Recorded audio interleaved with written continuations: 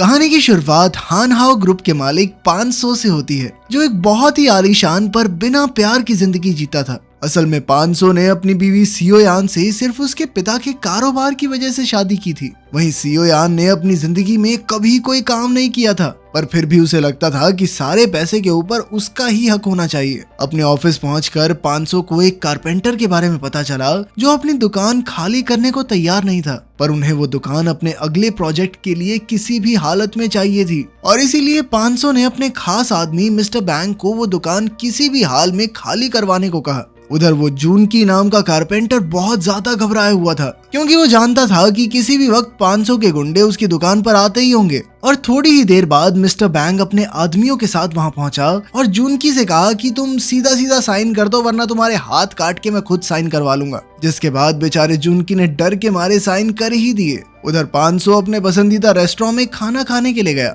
जहां ठीक उसके बगल में डोंग ह्यून नाम का एक लड़का भी खाना खा रहा था। पर जैसे ही डोंग ह्यून पैसे देने के लिए आगे बढ़ा, तो उसे याद आया कि वो तो अपना पर्स घर पर ही भूल आया है। पर उस रेस्टोरेंट के मालिक ने डोंग ह्यून पर गुस्सा करने की बजाय उसे बताया कि आज उसका खाने का बिल 500 दे देगा। ये बात सुनकर 500 को थोड़ा अजीब तो लगा, पर उसने फिर भी लड़के का बिल भर दिया। जिसके बाद उस औरत ने 500 को वादा किया कि बहुत ही जल्द उसे अपने इस अच्छे काम का तोहफा मिलेगा। थोड़ी ही देर बाद डोंग ह्यून एक इमारत के कोने पर चढ़कर एक जूते को निकालने की कोशिश में लगा हुआ था, और जैसे ही वो उस जूते के पास पहुंचा तो अचानक से उसका पैर फिसल गया और वो सीधा नीचे खड़े 500 के ऊपर आकर गिर गया। कुछ देर बाद जब 500 की आंख खुली तो एक नर्स ने उसे बच्चा कहकर बुलाया, जो 500 के लिए काफी अजीब था। और जैसे ही वो अपने कमरे से बाहर निकला तो उसकी नजर दूसरे बिस्तर पर पड़े अपने शरीर पर पड़ी, जिसे देखकर वो हैरान हो गया। पर इससे पहले कि वो कुछ समझ पाता, कारपेंटर जूनकी ने उसे अपना बेटा बताते हुए गले लगा लिया। 500 को कुछ भी समझ नहीं आ रहा था, और जैसे ही उसने अपने आप को शीशे में देखा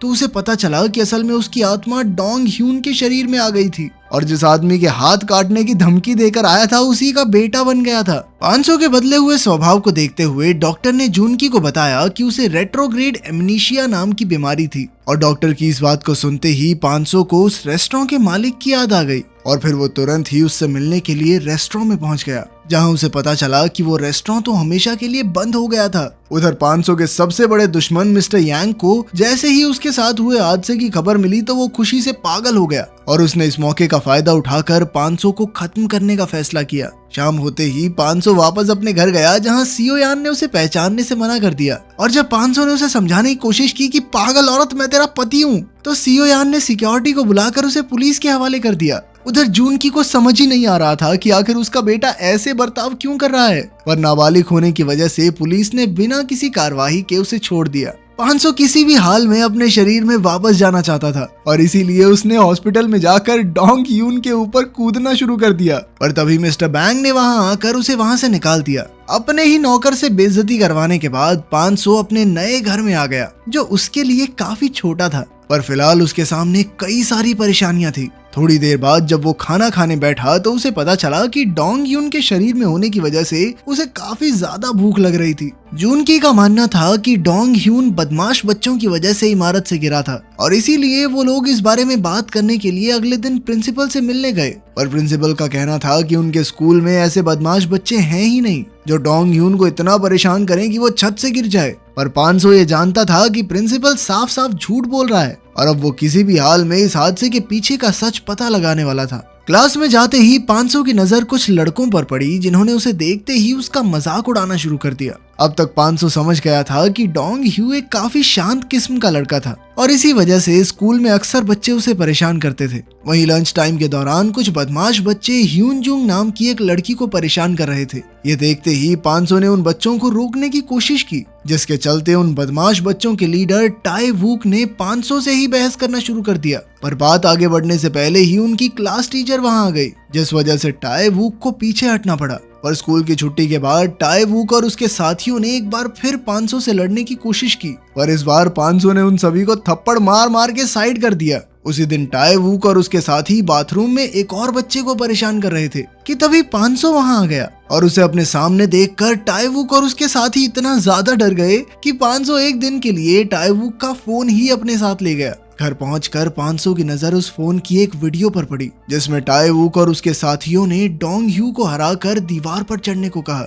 जहाँ से वो सीधा 500 के ऊपर गिरा। अगली सुबह टाइवुक का लीडर उसे अपना फोन 500 को देने के लिए पीट ही रहा था कि तभी 500 ने वहां पहुंचकर उस लीडर को बड़े ही प्यार से आगे से किसी को ना परेशान करने को कहा। 500 के पास उसकी वीडियो थी, जिस वजह से उस लीडर को चुपचाप उसकी बात माननी भी पड़ी। उधर 500 की बीवी सियोयान ने अपने पति की इस हालत का फायदा उठाकर जवान लड़कों के साथ रिश्ते बनाना शुरू कर दिया और जल्द ही ये बात 500 के सबसे बड़े दुश्मन मिस्टर यांग तक भी पहुंच गई, जिसके बाद उसने सियोयान के साथ मिलकर 500 को बर्बाद करने का एक प्लान बनाया। उसी रात 500 हॉस्पिटल में मिस्टर बैंग से मिलने के लिए पहुंचा, जहां काफी देर तक कोशिश करने के बाद उसने मिस्टर बैंग को सारी सच्चाई बता ही दी। अगले दिन स्कूल के बाद 500 गलती से ह्यूनजुंग से टकरा गया, जिस वजह से ह्यूनजुंग का टेडी बेयर नीचे गिर गया और जब 500 उसे लौटाने के लिए उसके पीछे गया तो उसकी नजर ह्यूनजुंग की मां मी सुन पर पड़ी, जिसे देखते ही वो हैरान रह गया। असल में मी सुन 500 का पहला प्यार था, जिसे उसने सियोयान के लिए छोड़ दिया था और उसे देखते ही 500 ने मिसून को उसके पहले नाम से बुलाया, जिसे सुनकर मिसून काफी हैरान थी।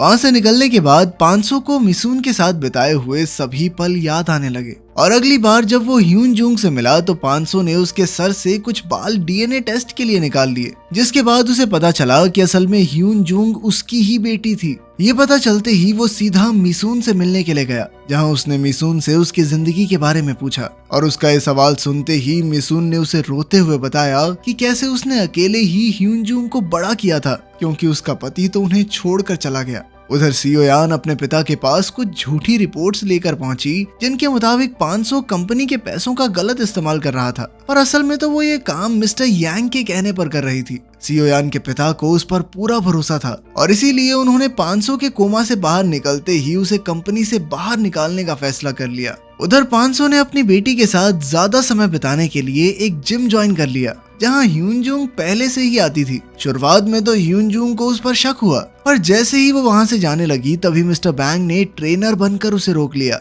जिसके बाद अगले कई दिनों तक वो दोनों एक साथ मेहनत करते रहे और जल्द ही 500 ने भी अपना वजन कम कर लिया। उसके इस नए रूप को देखकर तो स्कूल में सभी लोग हैरान थे। तभी एक दिन लंच टाइम में एक बार फिर कुछ लड़कियों ने ह्यूनजुंग को रोकने की कोशिश की, पर इस बार वो पूरी तरह से तैयार थी और उसने बड़ी ही आसानी से उन्हें सबक सिखा दिया। उसी शाम 500 एक बार फिर से मिसून के रेस्टोरेंट में गया, जहां खाना खाते वक्त मिसून ने उसे अपने पुराने आशिक के बारे में बताया, जिसे वो जान से मारना चाहती थी और उसकी ये बात सुनते ही 500 समझ गया कि वो उसके बारे में ही बात कर रही थी। उधर मिसून एक कस्टमर को खाना दे ही रही थी कि तभी उस कस्टमर ने उसके साथ बदतमीजी करनी शुरू कर दी, जिसे देखकर 500 को बहुत ज्यादा गुस्सा आया और उसने मिसून को अंदर भेजकर कस्टमर को पीटना शुरू कर दिया। उसके इस बर्ताव को देखकर मिसून को कुछ समझ नहीं आ रहा था, जिसके बाद आखिरकार 500 ने उसे पूरी बात समझाई। मिसून को पहले तो उसकी बात पर विश्वास ही नहीं हुआ, पर फिर कई सारे सवालों के बाद उसे यकीन हो गया कि 500 एकदम सच बोल रहा है और उसकी सच्चाई का पता चलते ही मिसून ने उसे ठीक वैसे ही वहां से चले जाने को कहा जैसे वो कई साल पहले गया था।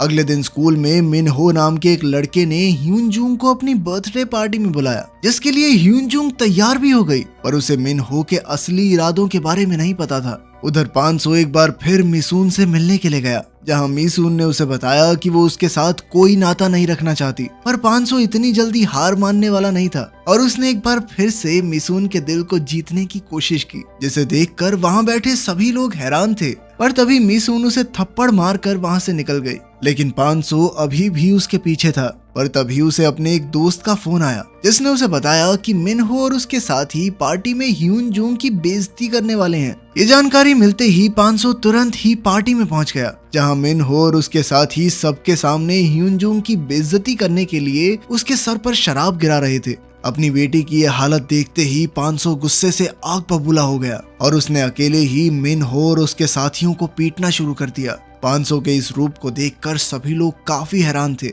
अगले दिन मिस्टर बैंग ने 500 को बताया कि कैसे सियोयान उसे कंपनी से निकलवाने का प्लान बना रही थी और ये जानकारी मिलते ही उसने सियोयान के पिता को एक लेटर लिखा और वो चिट्ठी सही जगह पहुंचाने का काम मिस्टर बैंग को दिया गया। अगले दिन स्कूल की एक लड़की ने 500 को घूमने जाने के लिए पूछा, जिसके लिए 500 ने साफ इनकार कर दिया। पर तभी ह्यूनजुंग ने भी उससे यही सवाल किया, जिसे सुनकर 500 काफी हैरान था और उसने ह्यूनजुंग को साफ साफ मना कर दिया उधर मिसून को भी इस बारे में पता चल गया था और इसीलिए उसने ह्यून जूंग को 500 से दूर रहने को कहा। उसी रात मिस्टर यांग डोंग ह्यून को खत्म करने के लिए हॉस्पिटल में चुपचाप घुस गया और तभी अचानक से डोंग ह्यून होश में आ गया और उसे 500 समझते हुए मिस्टर यांग डर के मारे वहां से भाग गया। होश में आने के बाद डोंग ह्यून ने खुद को एक नए शरीर में देखा और वो तुरंत अपने पिता से मिलने के लिए भागा, जिसने उसे पहचानने से ही मना कर दिया। पर तभी 500 भी वहां पहुंच गया और काफी देर तक डोंग ह्यून और जूनकी को समझाने के बाद उन दोनों को 500 की बात पर भरोसा हो गया,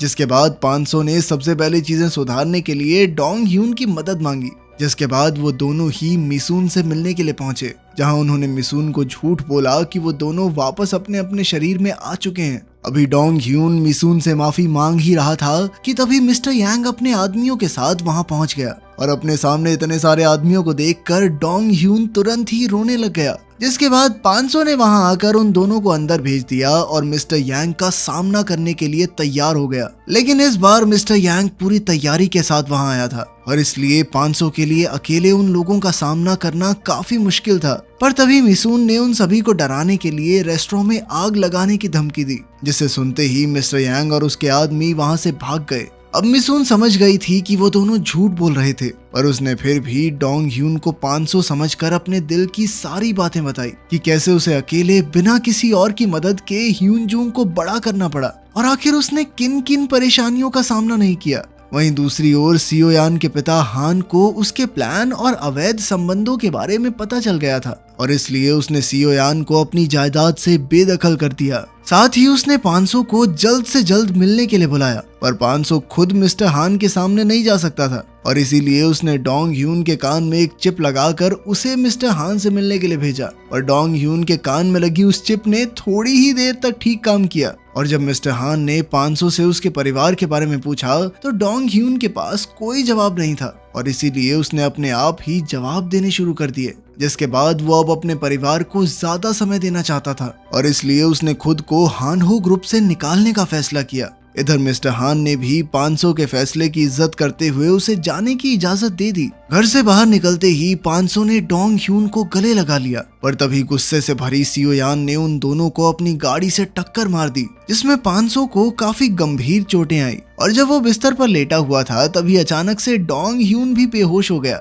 जिसके थोड़ी देर बाद 500 को ऑपरेशन के लिए ले जाया गया, जहां उसकी मुलाकात एक बार फिर से उसी औरत से हुई जिसने उन दोनों के शरीर में अदला बदली की थी। 6 महीने बाद जब डोंग ह्यून अपने स्कूल पहुंचा तो सभी लोग उसकी काफी ज्यादा इज्जत करते थे और अब तो वो और ह्यून जूंग एक दूसरे को डेट भी कर सकते थे। और उधर 500 ने मिसून के लिए एक बड़ा रेस्टोरेंट खोल दिया था, जहां वो जूनकी और मिस्टर बैंग एक साथ मिलकर मिसून के साथ काम करते थे। अगर वीडियो पसंद आई तो लाइक कर देना, चैनल को सब्सक्राइब कर देना। मिलते हैं अगली वीडियो में।